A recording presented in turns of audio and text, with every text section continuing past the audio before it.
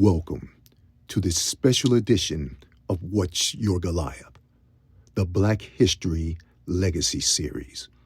This February, we're shining a spotlight on the remarkable stories of Black individuals who faced their Goliaths. Whether societal barriers, systemic injustices, or personal struggles, and emerged victorious, leaving a legacy of strength, courage, and inspiration. Each episode in this series will explore the battles they fought, the victories they won, and the lessons they passed on to us.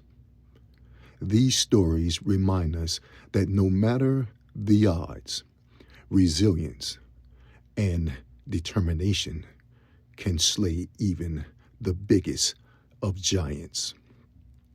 Join us as we honor their legacies and find strength in their stories of overcoming to fuel our own journeys and defy logic. Here, discretion is advised. Life isn't always fair, but fair or not, you've got to play the game with everything you've got. I wasn't born with much.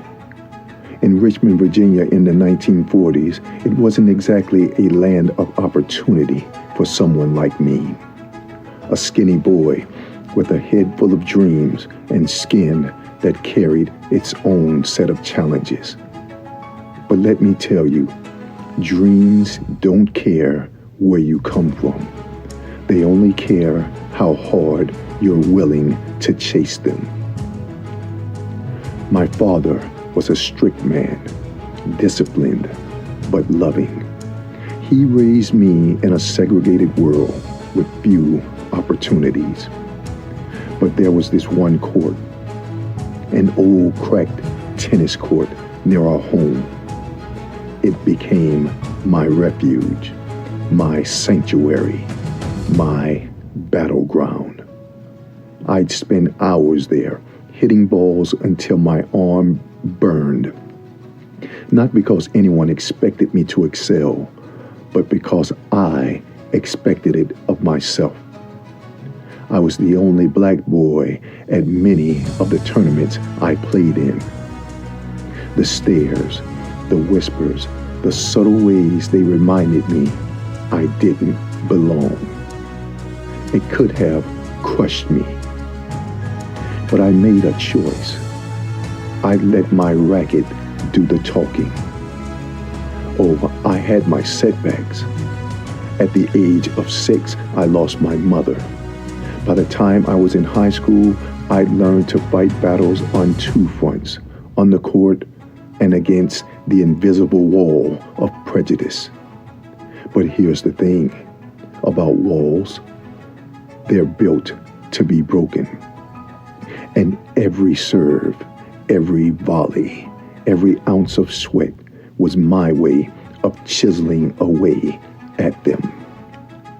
Opportunities start to come, though never as easily as it did for others. I became the first black player selected for the U.S. Davis Cup team. Imagine that, walking onto the court with the weight of history on your shoulders. I knew my wins weren't just for me.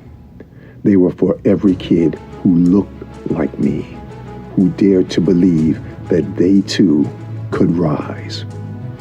In 1968, I became the first black man to win the U.S. Open. A few years later, I captured the Australian Open and Wimbledon. But tennis was never just about trophies for me. I knew the real game was off the court. I spoke out against apartheid in Africa, even risking arrest. I fought for education, for equal opportunities, for a better world. But life had one more curveball to throw at me. In 1988, I was diagnosed with AIDS, contracted from a blood transfusion during surgery. It was devastating, but I wasn't about to let the disease define me.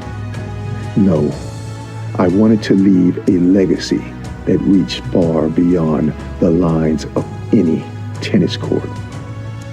If I'm remembered for anything, I say looking you straight in the eye, I hope it's for how I faced adversity. There's a quote I've always carried with me. Start where you are, use what you have, and do what you can. Always remember, greatness isn't reserved for a select few. It's in all of us. You just have to be bold enough to claim it. My name is Arthur Ashe. What's your Goliath? Change your thinking. Change yourself. Change your world. Defy logic.